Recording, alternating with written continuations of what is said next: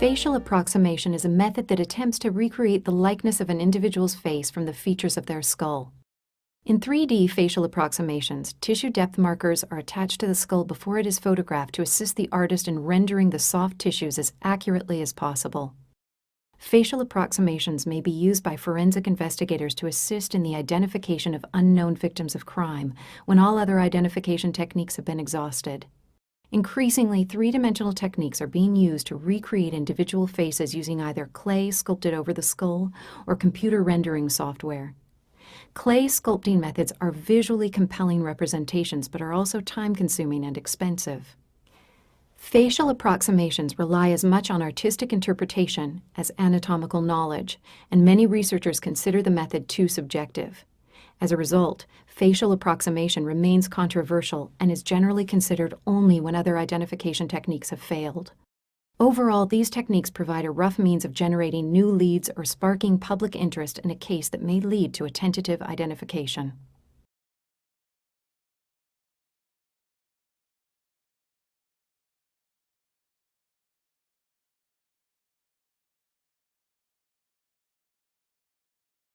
A good report is one that says what you did, why you did it, and what it all means.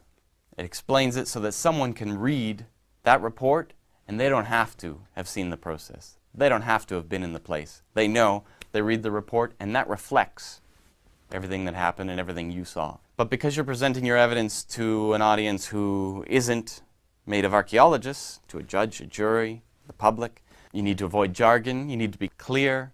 Concision is really important.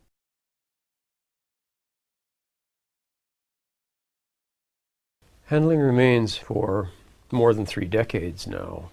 The biggest change for me is the awareness of subsectors of our society that are discriminated against. We do not get the average Joe or Josephine coming in as a case. These are socially marginalized individuals in many cases. They've had a tough time of it, and their bodies say so. And I find that disturbing. I find that it very bothersome and upsetting when you look at a skeleton and you think, not only has this person died before their time, which is sad, they've had a tough life while they were alive. And so we see sex trade workers, homeless people, mentally ill people. They've had a really difficult time of it, and that record is often preserved somehow in their remains. That is the main thing that's come out of handling remains for so very long. It is gratifying to have worked in order to provide some sort of an answer. Personally, I think about their families, the living ones, and I feel that if a member of my family were to go missing, I would just want anything from them to be returned to me. And that's what I do when I work with personal effects. I think about the families that are waiting for these things. I think it's important that remains go back to the family to give them closure. We take it as I think a cardinal principle that families want everything back if they can possibly get it.